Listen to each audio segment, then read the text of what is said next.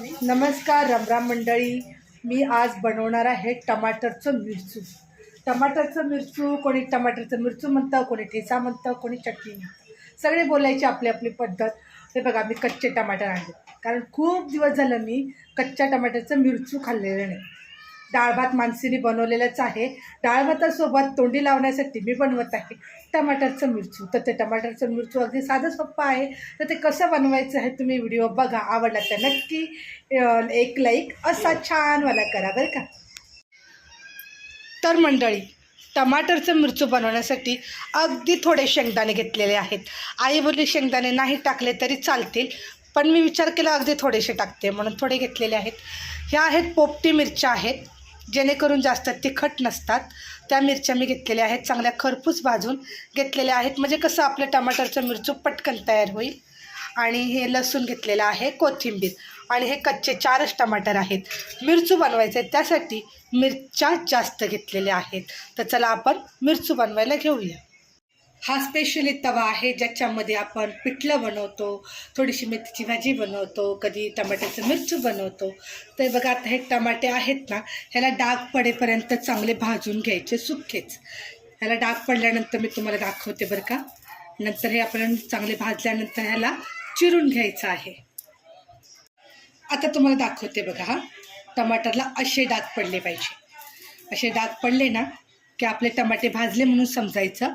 पण आता हे एकाच साईडने मी तुम्हाला दाखवते. तर चारी बाजूनी असे पलटी करून घ्यायचे, चारी बाजूनी व्यवस्थित टमाटर भाजून घ्यायचं आहे. आणि भाजल्यानंतर आपण ह्याला कट करायचे आहे, टमाटर बारीक करायचे. बघा, टमाटर चारी बाजूनी मस्त असे खरपूस भाजून झालेले आहेत. तर मी टमाटर काढून घेते आणि थंड झाल्यानंतर ह्याचे मी काप करणार आहे. तर मला मुलगा विचारतो, मम्मा तू हाताने करतेस, तू तुला चटका नाही का लागत? म्हटलं नाही, आम्हाला महिलांना सवयी असतात बरं का. गॅस बंद केलेला आहे, हे थंड होऊ देऊया. आणि मिरची, लसूण, कोथिंबीर आपल्याला हे एकत्र त्याचा ठेचा बनवायचा आहे, मिरचू बनवायचा आहे. तर ह्याच्यामध्ये मी घालते चवीनुसार मीठ. नंतर आपण टमाट्यामध्ये अगदी थोडं घालायचं आहे. शेंगदाणे वेगळे कुटून घेते, हे वेगळं कुटून घेते आणि ह्याचे काप करून घेते. नंतर आपण मिरचू बनवूया. हे मिरचू तयार केलेलं आहे, हे शेंगदाण्याचं कूट आणि एकदम बारीक असे हे टमाटर चिरून घेतलेले आहेत. तवा गरम करायला ठेवलेला आहे. तव्यामध्ये आपण 1च चम्मच तेल घालायचं. 1 चम्मच तेल, कारण ऑलरेडी आहे ना तवा गरम आहे, त्याच्यामुळे तेल पण पटकन गरम झाले. त्याच्यामध्ये आपण घालूया हे टमाटर. आणि आपण मिरचीचा ठेचा जो बनवला आहे ना त्याच्यामध्ये मीठ घातलेलं आहे. तर हे मीठ थोडंसं अगदी हलकं घालायचं आहे. आणि आता तेलामध्ये हे टमाटर छान आपल्याला स्मॅश करून घ्यायचं आहे. तर टमाटर छान असं तेलमध्ये आपण मिक्स केलेलं आहे आणि थोडंसं असं स्मॅश करून घ्यायचं उलटाण्याने, कारण मग एकदम छान स्मॅश झालं ना टमाटरचं मिरचू खूप छान लागतं. तर ह्याच्यामध्ये आपण थोडं शेंगदाण्याचं कूट घालूया आणि मिक्स करूया. आणि त्याच्यानंतर हे मिरचू आहे.